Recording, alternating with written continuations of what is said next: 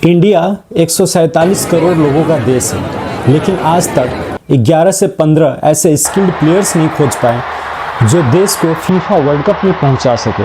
ये सवाल हर उस इंडियन के दिल में चुभता है जो हर 4 साल पर किसी दूसरे देश की जर्सी पहनकर फीफा वर्ल्ड कप में उसके लिए चिल्लाता है और तालियां बजाता है।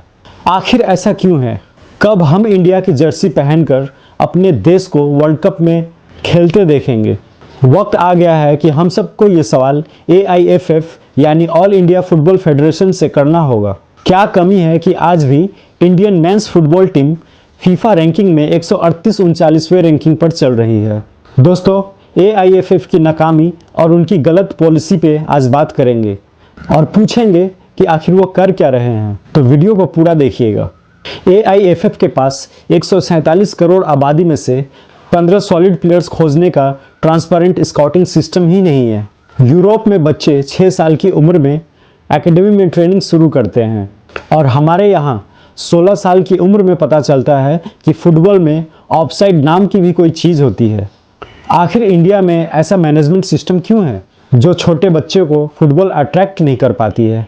Identifying the talent and nurturing the talent at the right time and with the right procedure, we are way behind. AIFF का एडमिनिस्ट्रेटिव सेटअप किसी सरकारी दफ्तर से कम नहीं है, जहां काम से ज़्यादा पेपर वर्क और पॉलिटिक्स ज़्यादा होती है। सही कोचेस लेने के बजाय उन्हें निकालने में ज़्यादा एनर्जी लगाई जाती है। अगले वर्ल्ड कप की तैयारी से ज़्यादा इनको प्रेसिडेंट इलेक्शन की तैयारी की ज़्यादा चिंता होती है। इंफ्रास्ट्रक्चर के नाम पर ग्राउंड्स कम और शादी के वेन्यू ज़्यादा हैं। इंडिया में अच्छे फुटबॉल ग्राउंड ढूंढना उतना ही मुश्किल है जितना बेंगलुरु के ट्रैफिक में रास्ता।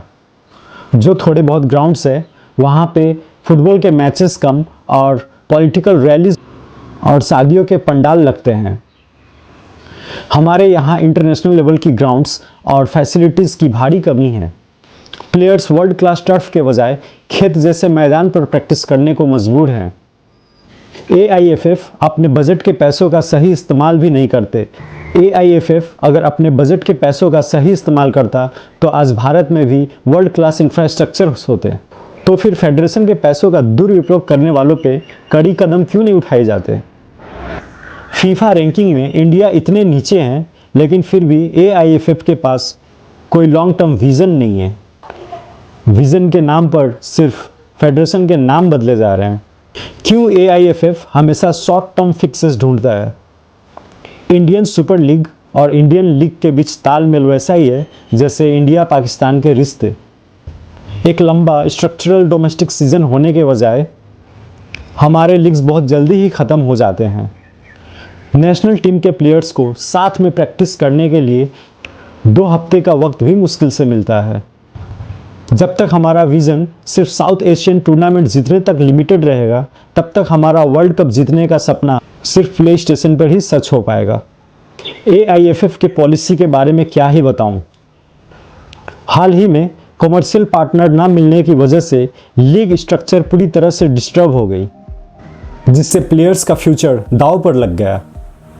सवाल ये है कि आप देश के छोटे बच्चों को फुटबॉल एज ए कैरियर चुनने के लिए कैसे कहेंगे, जब आप देश के सबसे बड़े टूर्नामेंट के लिए एक सॉलिड बिजनेस मॉडल तक नहीं तैयार कर पा रहे हैं। 100 बातों की एक बात, मैं इतना ही कहना चाहूँगा कि इंडियन फुटबॉल के दुर्दशा के जिम्मेदार सिर्फ फेडरेशन के लोग और उनकी पॉलिसी है। हमारे देश में टैलेंट की कमी नहीं है।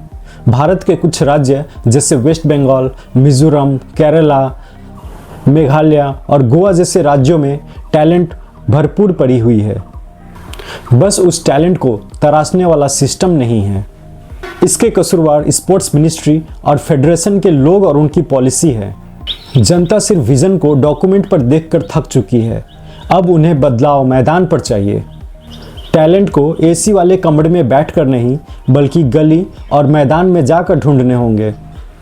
दोस्तों, मेरी कही गई बात अगर आपको सही लगी तो इस वीडियो को शेयर करें, आवाज़ उठाएं, कमेंट करें और मुझे सपोर्ट देने के लिए इस चैनल को सब्सक्राइब करें।